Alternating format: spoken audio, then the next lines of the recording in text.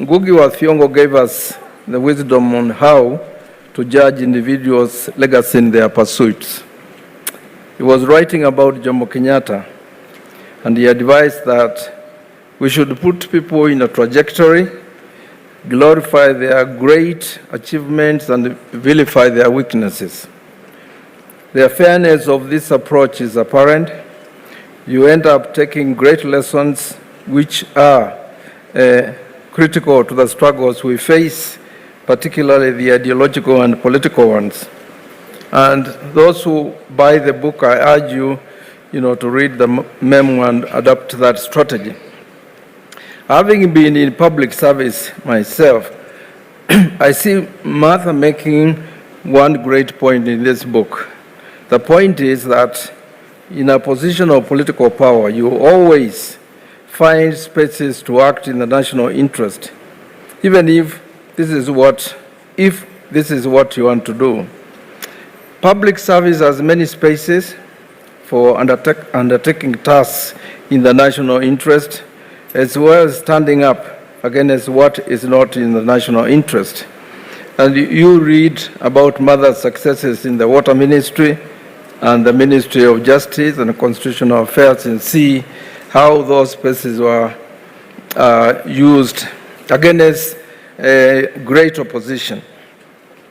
At the international scene also, you see examples of the way Martha handled diplomats, and you really like that because our diplomats pontificate about democracy and the rule of law, yet not all of them, but the ones from maybe the empire, yet they do not respect our country's leadership, institutions, and our constitution. So once the Secretary of State of the US, Baker III, took Philip Leakey aside in a meeting in Washington and asked Leakey what the new world order meant. Without even waiting for Leakey to respond, Baker told him that the new world order meant that the US always gave the orders. Now, Martha's responses to such arrogance is shared in a memoir with a glee. Find out from a book, I don't want to tell you the stories, how she deals with the Jedi Fraser, Condoleezza Rice, the famous or infamous Sir Edward Clay, Michael Ronenberger, and also an encounter with the French ambassador who paid a courteous call to inquire about the chances of French companies running water services in Nairobi. And it has this hilarious but patriotic response. She told the ambassador, "If I'm not running water services in Paris, then no Frenchman would do it in Nairobi."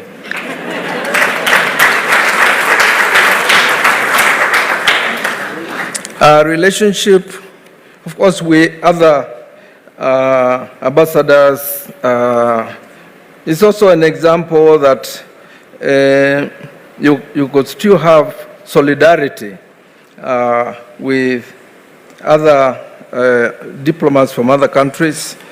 And the example of Swedish Sida is also an example of a leader who basically knows how to deal with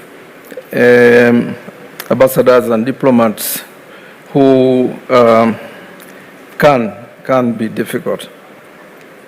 Now, it's said that the apple does not fall far from its tree, and Martha's quest and struggles for gender equity and equality, progressive feminism, can be traced, in my view, to a paternal grandmother, a woman called Mwa Njogu. You can read about her on page 19, and those of us who know Martha will recall many stories about her that reflect Mwa Njogu's DNA, and you have been told many of those stories today. And our parents also have been our role models, and she dedicates the book to them. After reading the book, I thought Karua, the father, Nyarubiu, was maybe what you might call a reluctant feminist masculine. You know, the people who are men, we can be very patriarchal, we can be very male chauvinist, but we're ready to change. And I saw this man listening to his daughter without the usual traditional male chauvinism and patriarchy, which was also important.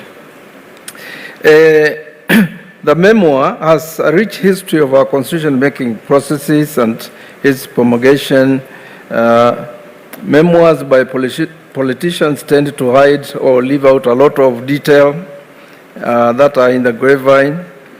Mother does not do that in the political arena. I think she lets us have the glimpse of our leaders. And let me share, the last reflection. And this is around this issue of, which is in part 1 of the memoir. The title is The Making of a Kenyan Iron Lady. And I've engaged many friends and comrades over time about them comparing Martha to Margaret Thatcher, because I think Margaret Thatcher is the one who was given that particular title. And I'm very happy that this comparison has been, contradicted, because I think I don't want to say a lot about Margaret Thatcher, but the comparison, and I think it's wrong. I don't know who started it. Mostly mothers, male colleagues in the government, when they were scared of her. We've been told she's not that iron. So the last thing I want to say, Martha, is this: one of my professors, Isa Shivji, always shares with me the wisdom that patriots do not retire when the struggle continues. I believe Martha has heeded this advice as well. She pledges to us and the nation our continued quest for change. And I thank you very much.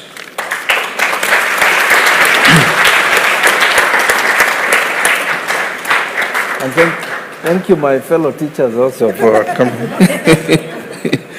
You taught Mother before I did, so that's a great honor. Thank you.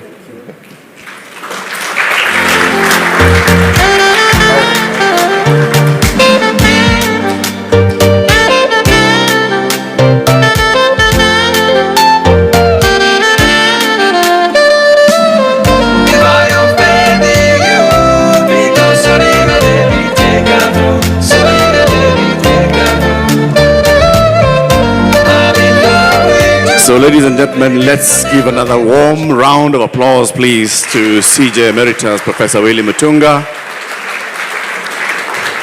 Of course, to Martha herself. We're going to be getting all this thing off the stage, because now we are about to